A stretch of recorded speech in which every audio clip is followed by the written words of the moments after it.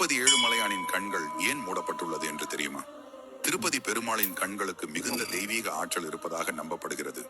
ஏழுமலையானின் கண்களில் இருந்து வெளிப்படும் சக்தி வாய்ந்த கதிர்வீச்சை மனிதர்களால் தாங்க முடியாது என்பதால் தான் அவருடைய கண்கள் நாமம் மூலம் மறைக்கப்பட்டுள்ளன.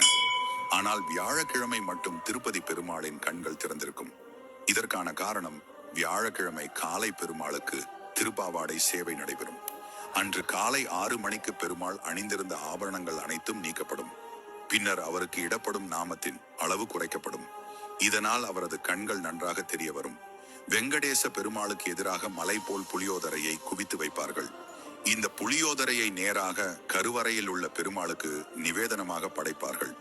வியாழக்கிழமை அபிஷேகத்தின் போது திருப்பதி ஏழுமலையான் அவருடைய 3வது கண்ணை திறக்கிறார் என்பது ஐதீகம். அதனால் வியாழக்கிழமை அன்று பக்தர்கள் திருப்பதி ஏழுமலையானின் கண்களை நன்றாக தரிசிக்க முடியும்.